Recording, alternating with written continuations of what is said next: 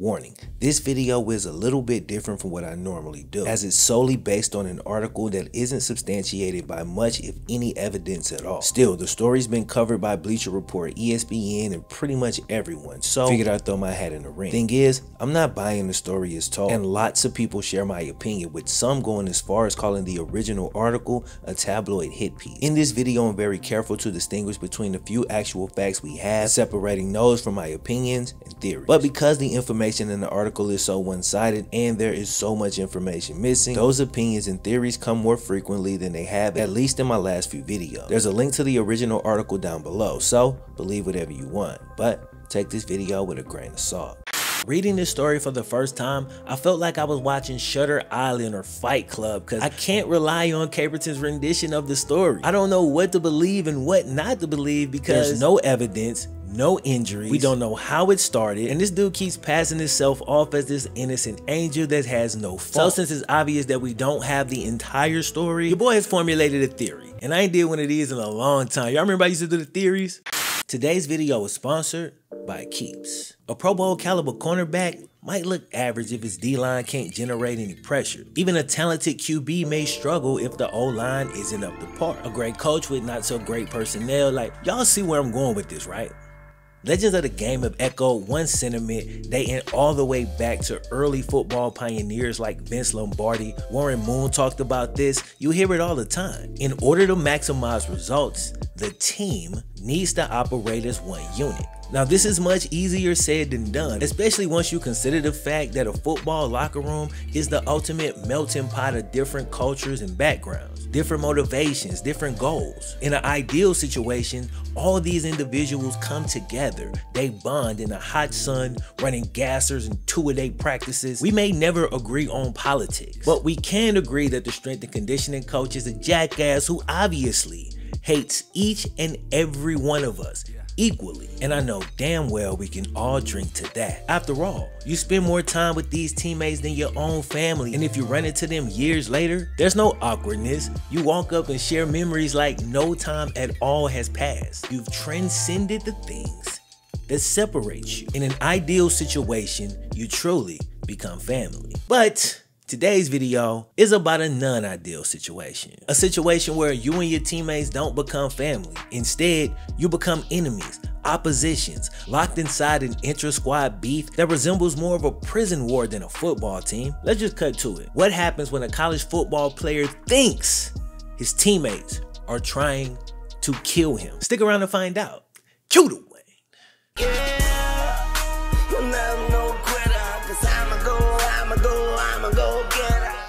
Alright, real quick before we jump in, it's time for a word from today's video sponsor, Keeps. 2 out of every 3 men will experience some type of male pattern baldness by the time they hit 35. And that's tough, but sometimes the best offense is a good defense. What I mean is, the best way to avoid this happening to you is by getting out in front of it and doing something about this problem while you still got hair on your head. Keeps offers treatments that have proven to combat hair loss. They've changed the way men are treated for this condition, and they've managed to do that while still making it 2 things that we all love: affordable and convenient. They deliver to your door every 3 months, so you ain't gotta stand in line or have awkward conversations at the pharmacy. Now, the process can take 4 to 6 months to see results, so you definitely want to jump on this ASAP, because the sooner you start, the more hair you can save. So if you want to take action and prevent hair loss, go to keeps.com/FlemLo for 50% off your first order. Again, that's keeps.com, KEEPS.com/FlemLo. Shout out to Keeps once again for sponsoring the video. Without further ado, let's get it. Football players come from a variety of backgrounds. While there's tons of stories of guys rising above poverty, basically playing the game as a way out. We've all seen those stories over and over and over, but lots of today's best NFL players grew up with the luxury of not needing to play for money. And Caperton Humphrey was looking to become one of those guys. In high school, dude may have been well on his way. His dad is a very successful entrepreneur, so he never had any financial hardships. He didn't play the game as a way out, so he had to tap into a different motivation. Some could even argue that playing while not needing the money could suggest an even deeper passion for the game, but that's a really complex topic for another day. As a junior, the 6'2", 200-pound running back rushed for 1,345 yards while averaging nearly 10 yards per carry. The following year, he upped that total, rushing for 1,700 yards as a senior, which earned him second-team All-State honors. Caperton wasn't a great player, but he was a really good one. He accepted a scholarship offered at Eastern Kentucky, which is a smaller FCS school, and his first year there he saw playing time on special teams in every game that season. In those 11 games, he recorded 12 tackles and seemed to be on a pretty good pace to have his role increase the following year. So this next part is a little weird to me. After that freshman season, Caperton decides to transfer up to the University of Kansas as a walk-on. I've done these stories for over 5 years, story after story after story. I've seen plenty of players transfer to a lesser school for more playing time. Maybe they got in trouble at the larger school. We've covered lots of JUCO players moving up to D1, but I have never seen a player started in FCS school, play pretty much strictly on special teams, and then transfer up to a larger school the very next year. I don't think I've ever seen it. That's exactly what Caperton did. According to the story, he sent this tape off from his limited play at Eastern Kentucky, and the Kansas Jayhawks called him 3 days later. Turns out his dad had a friend who worked in Kansas's compliance department. He probably pushed the tape through, but what's the point of having resources if you're not gonna use them? Regardless to how it happened, Caperton got the call and was brought in as a preferred walk-on. Now, Kansas may have seen what he did at running back in high school or his limited tape at Eastern Kentucky, but they were more interested in the skill set he'd showed as a kid. See, Caperton Humphrey was actually a 9-time champion as a youth wrestler. He was physical, he had great balance, and he wasn't at all afraid to use it. He was also interested in moving back to the offensive side of the ball, so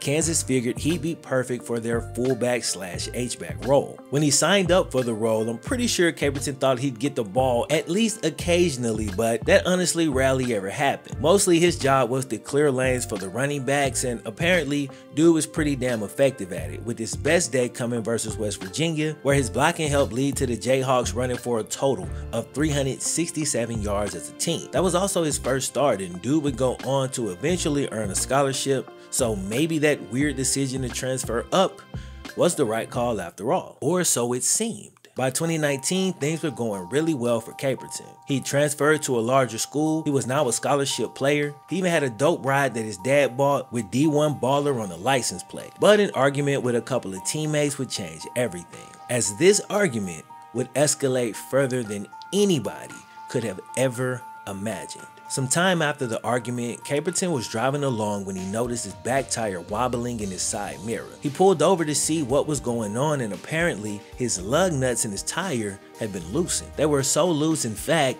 he was able to rotate them with his hand alone. Now, this was maybe a few days after the argument with his teammates, and in Caperton's mind, he knew exactly who was responsible. What was this argument about again? Like, seriously, for you to just leap to that conclusion, that argument had to be pretty ugly. Maybe some lines was crossed? Had to be, right? The only person even claiming to know how it started is this one random guy on Twitter who said this: "Sam, looks like Jesse did a poor job on his KU hit piece. Caperton Humphrey had racist messages on the social media with the N-word and now has deleted them or blocked access. He started the arguments. Jesse, the guy who wrote the article I presume, did not even check his social media.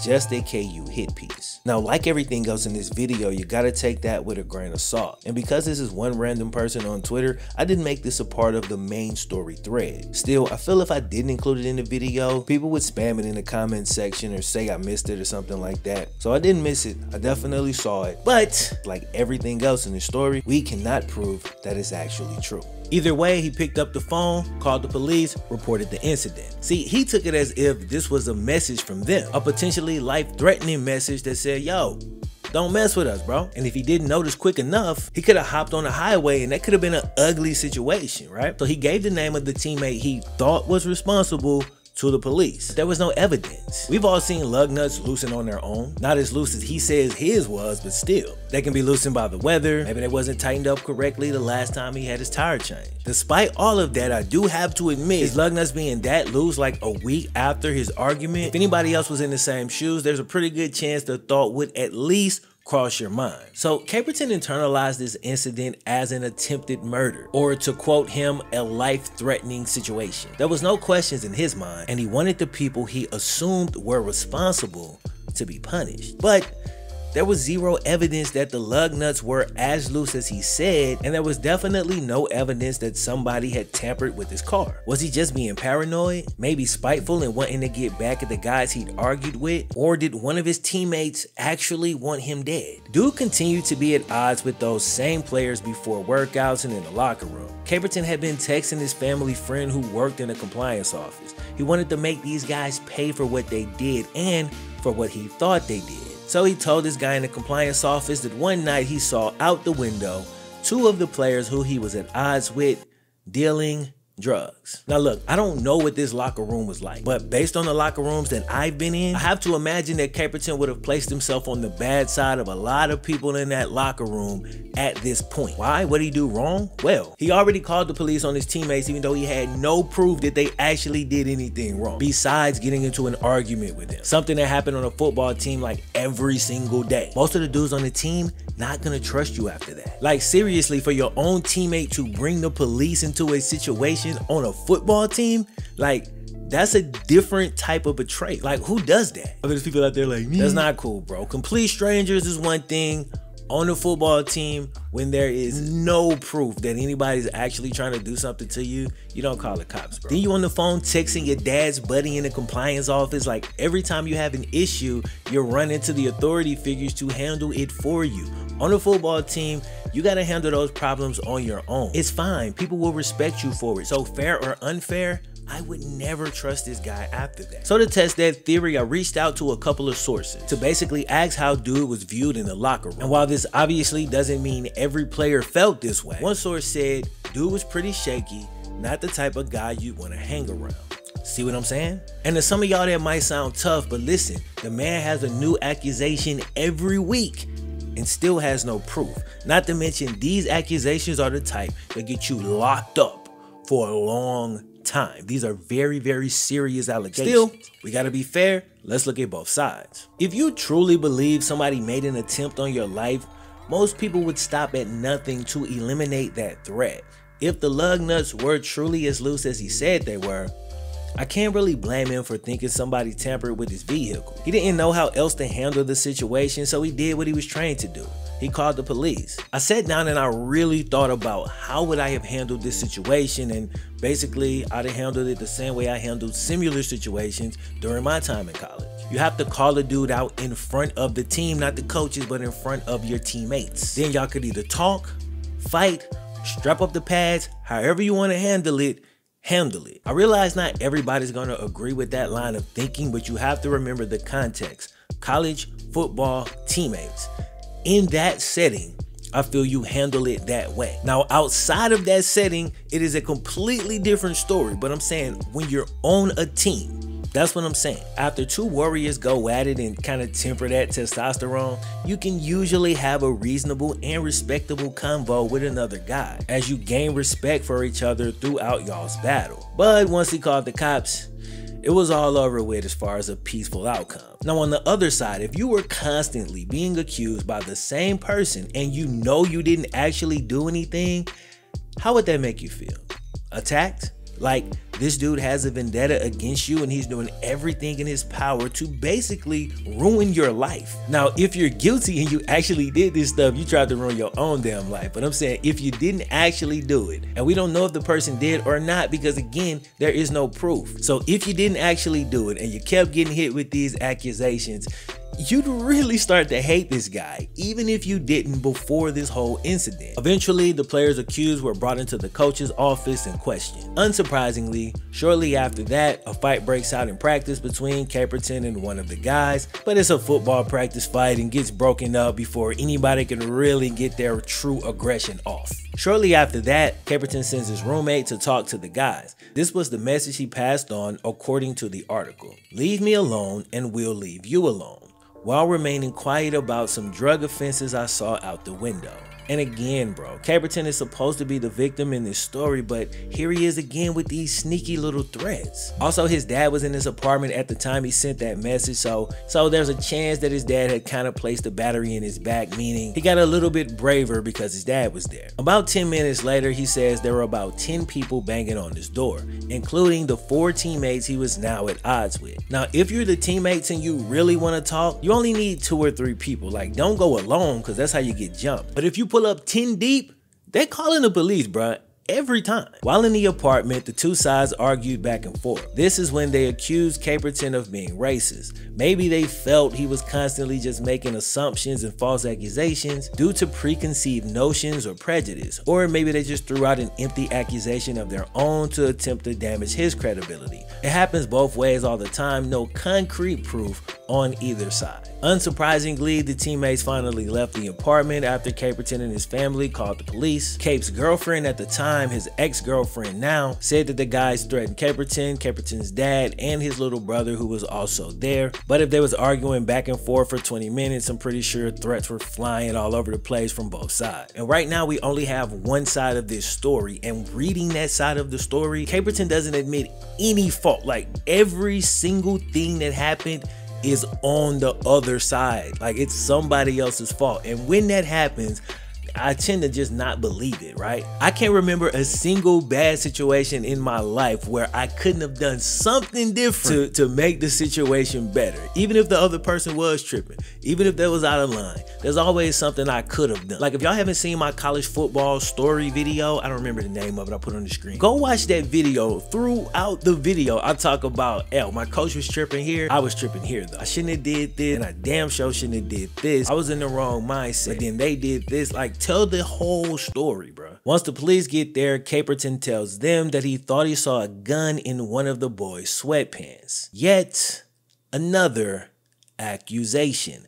Let's run them back. First, he said the guys loosened up the lug nuts on his car, but he didn't have any proof. Then he said he saw the same guy selling drugs at the moment he happened to look out of his window. And now he's saying that there was maybe a gun in the dude's pants. He's trying to get these dudes jammed up. He's doing everything in his power to do that. And listen, all these things are possible. They are. But it's also possible that this dude is making stuff up. And guess what? That also happens every single day. Bro, reading this story for the first time, I felt like I was watching Shutter Island or Fight Club, because I can't rely on Caperton's rendition of the story. I don't know what to believe and what not to believe, because there's no evidence, no injuries, we don't know how it started, and this dude keeps passing himself off as this innocent angel that has no fault. So since it's obvious that we don't have the entire story, your boy has formulated a theory. And I ain't did one of these in a long time. Y'all remember I used to do the theories? So taking into consideration all the information we have and trying to account for the many puzzle pieces that either aren't there or don't fit, this part is just my opinion, my theory. Here we go. I think Caperton watched way too many gangster movies on Netflix, and then after he got into that argument, he just completely overreacted. I think he was scared, having not dealt with a lot of different cultures growing up, and he really just did not know how to best